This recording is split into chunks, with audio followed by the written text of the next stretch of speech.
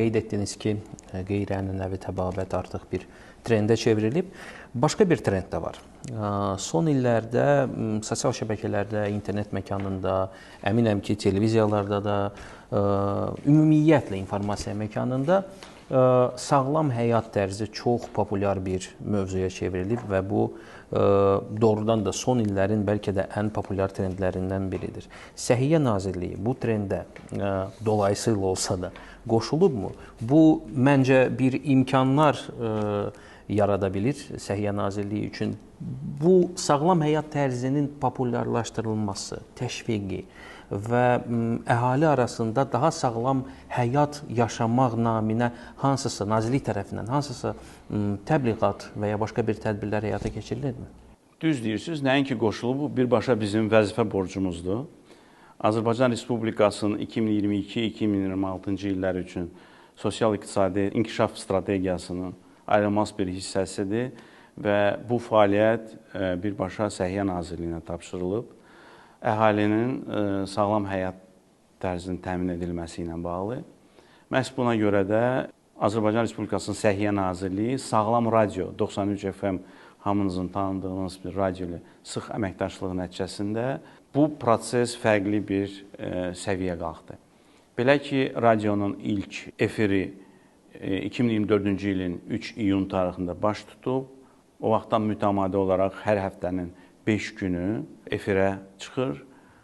Gündəlik 2 əsaslı bir veriliş var. Biri Sağlam Səhərdir, 8-10 arası.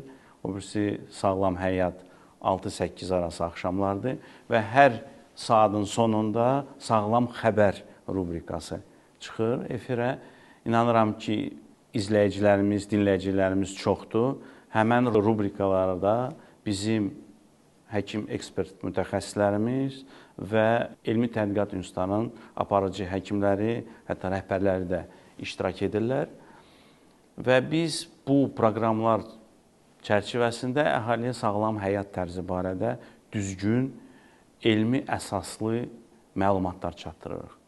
Bilirsiniz ki, müasir medianın inkişafı çox vüsət alıb, yəni ona görə də istənilən insan bildi, bilmədi, geniş bir auditoriya sahib dura bilir və bu auditoriya ona inanırsa, onun verdiyi, çatdırdığı məlumatın düzgün olub-olmamasının məsuliyyətini dərk etmək lazımdır.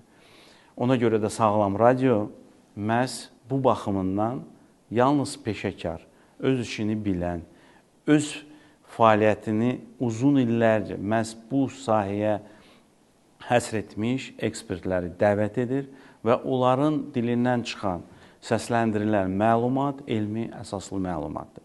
İstər sağlam həyat tərzi deyəndə sağlam qidalanmadır, fiziki aktivlikdir, bədən tərbiyəsidir, adi gündəlik gigiyenik prosedurların necə aparılıb-aparılmamasıdır və s. və ilaxır.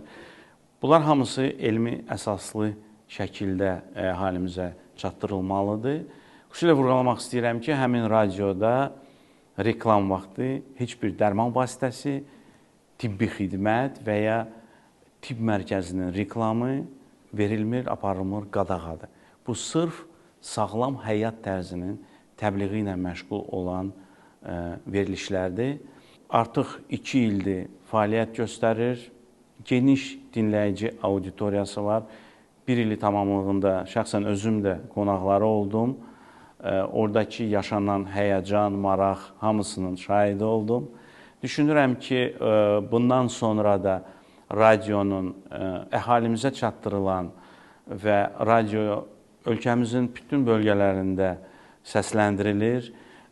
Çatdırılan məlumatlar sonda əhalimizin öz sağlamlığına daha yaxından, daha ciddi, daha məsuliyyətli yanaşmaqlarını müşahidə eləyəcəyik. İnsan ona verilən sağlamlığı ən böyük sərvət kimi qəbul eləməlidir və bunu qoruyub inkişaf etdirmək lazımdır. Yəni, o baxımdan təbii ki, Səhiyyə Nazirliyi, tibb müəssisələri, həkimlərimiz, tibb işçilərimiz öz missiyalarını yerinə yetirirlər. O, müzakirə predmeti deyil. Amma hər bir vətəndaş ilk öncə özü, öz sağlamlığına sahib durmalıdır.